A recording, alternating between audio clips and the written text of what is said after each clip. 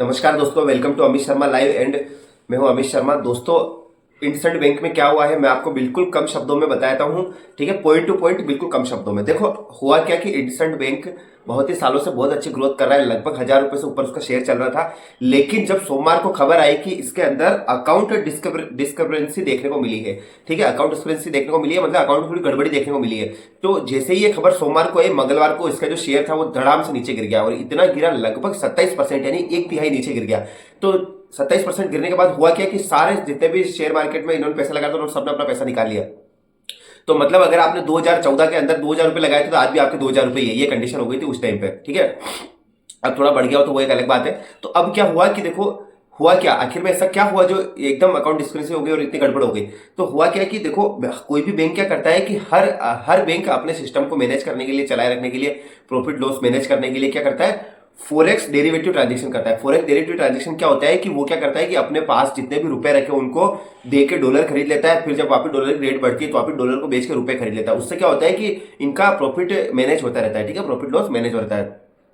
तो इंडसइंड बैंक ने क्या किया, पिछले लगभग 6-7 सालों से इसका जो ये फॉरेक्स डेरिवेटिव कर रहा था उसमें जो इसका खर्चा आ रहा था उसको इसने दिखाना बंद कर दिया। ठीक है, तो खर्चा जब दिखाना बंद कर दिया तो ऑब्वियसली इसका प्रॉफिट ज्यादा दिखने लग गया कि यार इंडसइंड बैंक ज्यादा प्रॉफिट कमा रहा है। तो ज्यादा प्रॉफिट कमा रहा है ऐसा देखते हुए इसका क्या हुआ कि जो इसमें निवेशक थे उनको लगा कि यार इंडसइंड बैंक बहुत अच्छा कर रहा है, बहुत अच्छा पैसा कमा रहा है, क्योंकि देखो इंडिया का 5th लार्जेस्ट प्राइवेट बैंक है ये भी आपको मान के चलना चाहिए।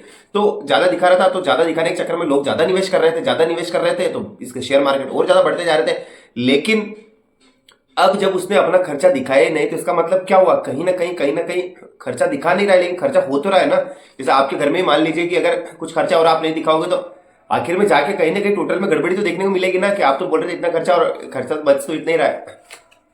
तो वही कहीं इंडसइंड बैंक के साथ हुआ है।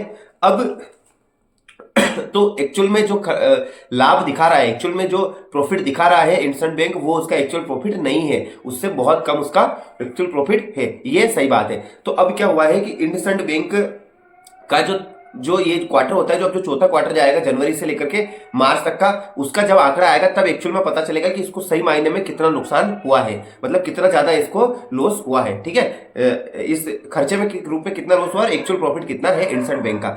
अब क्या हो रहा है कि अब मैं आपको बताऊं कि लगभग ये मान के चल रहे हैं कि 1577 करोड़, लगभग 1600 करोड़ रुपए का स्कैम हुआ है।